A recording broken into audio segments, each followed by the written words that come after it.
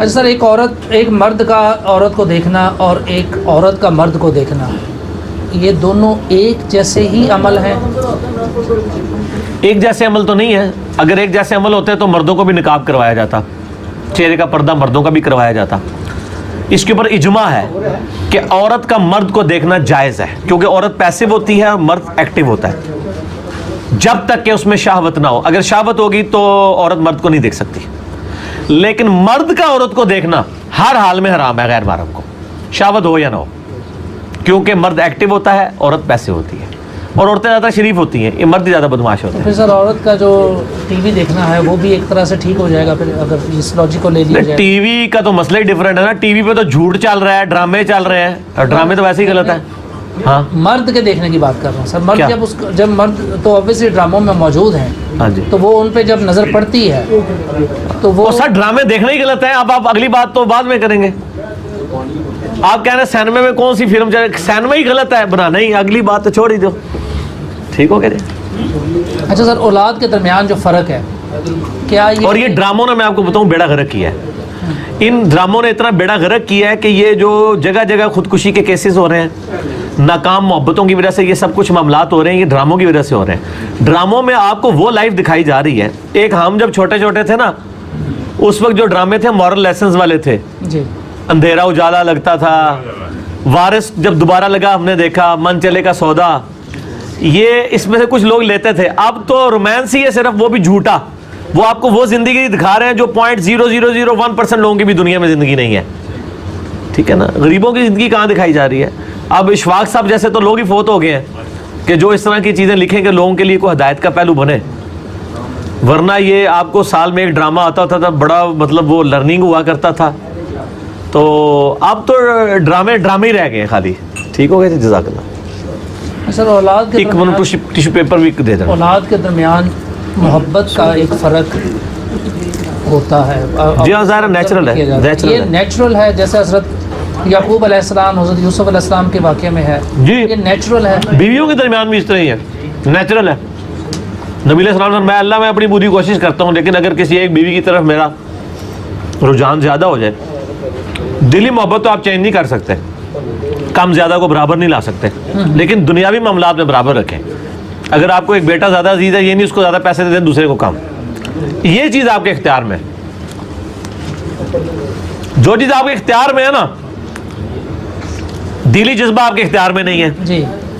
अच्छा मुझे बताएं, दुनिया आपके इख्तियार में नहीं है, आप अपनी तकदीर को तो नहीं चेंज कर सकते, लेकिन आखिरत आपके इख्तियार में। सर कितना, ये मेरा जुमला गोल्डन कोट है, दुनिया आपके इख्तियार में नहीं है, आप पे कब तकलीफ आनी है, परेशानी आनी है, मुसीबत आनी है, आपका मुस्तकबिल कैसे गुजरेगा, आखिरत आपके इख्तियार में। आप आज अल्लाह के लिए डिसीजन करें, आखिरत अपनी बनानी शुरू कर दें। आपको गिवन सर्कल, अल्लाह ने यह भी नहीं कहना कि तूने 60 साल नमाजें पढ़ी है, नहीं। आप यहां से नियत करके उठे, एक नमाज भी ना जाके पढ़ सके जन्नत में, कोई उसने हिसाब किताब नहीं लेना कि इसने नियत कर ली थी, आखिरत आपके इख्तियार में। तो इस तरह बेटों के साथ भी जो तफरीक वाला मामला है, उसमें जो चीज़ क्वांटिफाई हो सकती है वो आप बराबर रखें। तो फिर जो तरजीही ताल्लुक है वो भी ऑब्वियसली नहीं होना चाहिए। जो क्वांटिफाई हो सकता है वो कर ले। दीदी को तो नहीं, ज़ाहिर है एक बेटा खुश अखलाकी से पेश आता है या उसके मामला ज़्यादा बेहतर है, तो ऑब्वियसली आप भी उसकी तरफ ज़्यादा बेहतर होंगे। अच्छा, एक बेटा जो है वो आ गया है कुरान और सुन्नत के मनहज पर, और उसने उस तरह नमाज भी पढ़नी शुरू कर दी है और अहादीस के रेफरेंसेस भी अपने वालदैन को देता है, लेकिन जो उसके वालदैन हैं और वालदा ख़ास तौर पर वो हदीस कोट करती है कि जी, जो अक्सर उलमा भी कोट कर रहे होते हैं कि नबी सल्लल्लाहु अलैहि वसल्लम के हवाले से कि अगर मैं नमाज़ पढ़ रहा होता और मेरी वालदा मुझे आवाज़ देती तो मैं नमाज़ तोड़ के अपनी वालदा की बात सुनता। इस हदीस को कोट करने के बाद वालदा अगर ये कहे कि जी तुम वो रफ़ा यदैन भी छोड़ दो और तुम जो सरकार चुको की पीर बना लगे हो, मनु अल्लाह दो बंदे हो, चढ़ दो। अच्छा, इस तरह ना और वालदैन का कहा ना मानकर तुम वालदैन की गुस्ताखी के मुर्तकिब हो रहे हो, तो इस सूरत में जो लड़का है वो क्या करे? पहली बात तो ये बड़ा इंपॉर्टेंट सवाल किया है। ये हमारे जो मीठे मीठे झूठे वाइजीन है ना, ये उन्होंने वाक़या मशहूर किया हुआ है। ये दुनिया की किसी हदीस की किताब में ये वाक़या मौजूद नहीं है, किसी मुस्नद किताब के अंदर। ये वाकई झूठा है। कि मेरी वालदा मुझे आवाज़ देती, मैं नमाज तोड़ देता। झूठ। सूरह लुकमान में वाज़ेह है कि अगर तेरे माँ बाप तुझे हुक्म दें कि तुम मेरे खिलाफ चल, फिर उनका कहा ना मानना। बुखारी और मुस्लिम की हदीस है कि हज़रत अली अलैहिस्सलाम कहते हैं कि नबी अलैहिस्सलाम से मैंने खुद सुना कि मखलूक की इताअत जो है वो खालिक की नाफरमानी में नहीं हो सकती। तो ये माँ कहती है मैं दूध नहीं बख्शांगी। माँ से पूछो ये दूध तुमने बनाया है, बच्चा तुमने बनाया है, तुम लोगों ने तो एक दुनियावी लज्जत उठाई, उसके एंड पे बच्चा तो अल्लाह ने बना दिया, दूध अल्लाह ने उतारा, तुम्हारा तो इख्तियार ही कोई नहीं था। तो तुम लोग किस तरह दावे करते हो?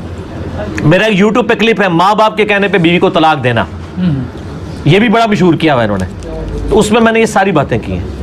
माँ बाप का कोई इख्तियार नहीं है, माँ बाप का इख्तियार छिन जाएगा जहाँ पे अल्लाह और उसके नबी इस्लाम की बात आ जाएगी, बस। और ये कोई रॉकेट साइंस नहीं जो किसी को समझानी पड़े। हाँ सर, इसमें चपने से बचने के लिए इंसान को अपना रवैया फिर नॉर्मल रखना चाहिए अपने वालिदैन के साथ। खामोशी, एक चुप 100 सुख। ठीक है, खामोशी इख्तियार करें, चलें उसी तरीके से जैसे अल्लाह ने कहा है।